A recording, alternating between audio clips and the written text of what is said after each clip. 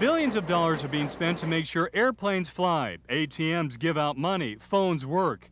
On January 1st, which computers will know it's the year 2000? And which ones will think we're heading back to the future, to the year 1900? Like it or not, computers control much of our lives, including this elevator I'm riding in. All that money is being spent to make sure there are as few disruptions as possible come New Year's Day 2000. Think what it would be like if this door didn't open. The size of the job is staggering. Billions of lines of computer codes need to be checked by the year 2000. The government figures that only 1 to 2% of all those codes might be faulty, but you can't tell which ones will fail without checking every one of them. It's like looking for a needle in a haystack, or in this case, bad code in a haystack. You've got a stack of straw, 180 million straws in that stack, and you've got to check each one of them to see if it has a date problem. When you find it, it's pretty easy to do, but you have to be sure you find all of them, because you don't know which one might cause a bit of a glitch. A glitch that might make you sweat by keeping an elevator door from opening. For months, and in some cases years, businesses and industries have checked and double-checked their systems to get ready for Y2K. The FAA claims airlines will be ready. Utilities say New Year's celebrations won't be blacked out. And now the banking industry is among the latest to say, don't panic. Keep your money right where it is. Yes, there may be a few people that will act irrationally, but we think that's going to be few and far between. They're all looking for that needle in a haystack, the bad code that could cause headaches. And when it's found, it could open the door to a trouble-free year 2000. I'm Mark Bradshaw, Oklahoma's News 8. Money. How am I going to live until the bank opens? I got doctor bills to pay. I need cash. This scene from It's a Wonderful Life depicts a classic run on a bank. Depositors worried about a bank's future all demand their money at once. Could fiction become fact as we head closer to the Y2K deadline? We don't want to be the only ones that didn't go to the bank and get their money out. I've heard all crazy kind of things out there about people who are afraid of the worst. I have no idea what the worst could be. How and when did we get into this tight spot to begin with, not knowing what the worst could be, as that one woman put it?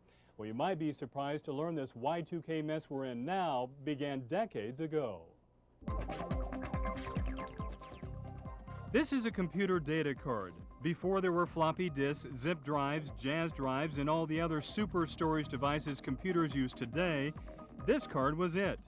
All the data for the huge business computers of 30 years ago was stored by punching lots of holes in these cards. Enter the computer and a new age. And in those holes is where today's Y2K computer bug was born. To save computer memory and storage space, programmers wrote a 2-digit year rather than a 4-digit year. And by using 2 digits, we're okay, until we hit the year 2000. When we get to year 2000, systems that check on the date will say, gee, we don't know what to do. And depending upon how the programs were written that read that, they will either do something funny, or sometimes they will just not know what to do and go into a loop and stop the computer that's running it. How much will it bring down? Nobody knows for sure, but industries and corporations are spending a fortune testing their computers. There's a growing consensus that banks, insurance, and phone companies will have their computers ready for the year 2000, and federal officials hope people won't overreact. The overreaction risks are that hundreds of millions of Americans decide that they're all going to, at the last minute, take money out of the bank, money out of the market, fill up their cars with gas, and buy a lot of anything. The system won't tolerate that. But just in case people do overreact and panic, the government is printing up an extra $200 billion. I'll take $242. Just in case a moment of 20th century Hollywood fiction turns to cold hard 21st century fact. How am I going to live until the bank opens?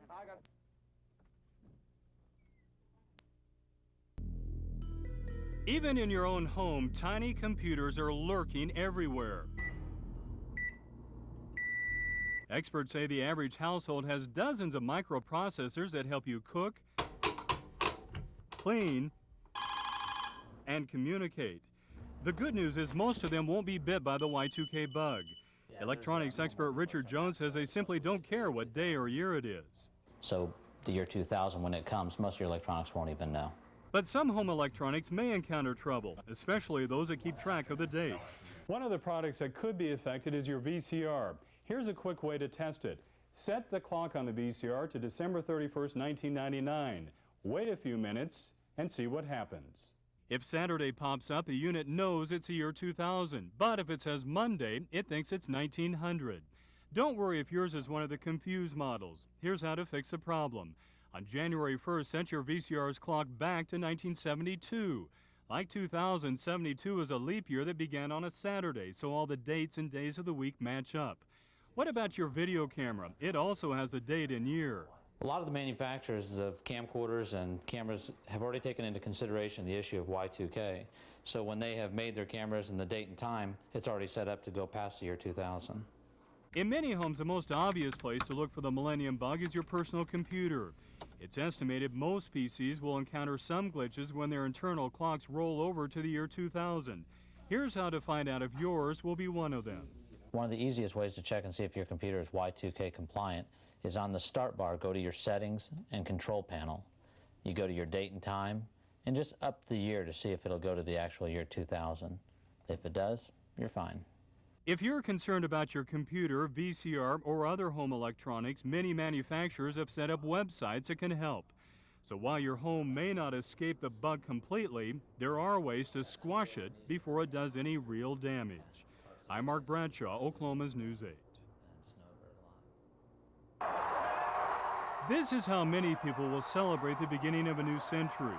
But to many others, January 1st, 2000 could be the beginning of the end. And the closer we get, the more ominous the predictions become. 25 billion microchips. If they fail, it's an electronic ice age. There's noise on the net, from the publishers, from the salespeople. 4 cases last one family 1 year. Candace Turner believes the end may be near. She fears at the end of the Y2K countdown, life in America will be very different. And it'll be a lot of chaos.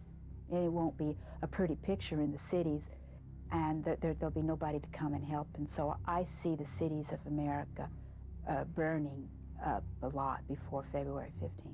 So she and her husband Les and their children have sold everything, left the city life, and now live in rural Missouri.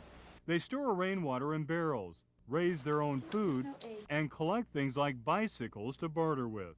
Yeah, all these are things that our forefathers did, but we've got to learn them again. Candace and Les may be the extreme when it comes to fears of Y2K. They even have their own website with a Y2K mission statement. But they're not alone when it comes to preparing for what may happen. Okay, it went through just fine. Mark Sanders and his wife are diabetics. They fear the Y2K bug will cause glitches at the pharmacy, so they're stockpiling the insulin they need to survive. When your life depends on a particular medication and there's a possible remote threat to that, you want to try and protect yourself if you can through some, as easily as you can. Y2K fears have boosted sales of this Army-Navy surplus store.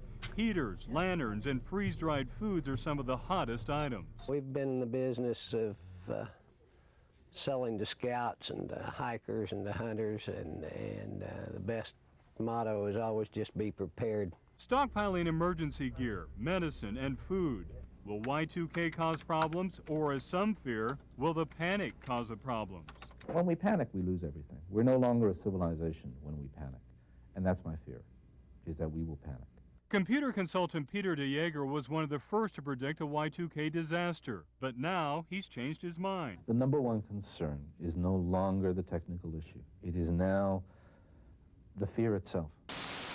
There's a growing consensus that banks, airlines, utilities, and others will have their computers ready for the year 2000. We do not at the moment expect that this will be, as the websites are calling it, Teotowaki.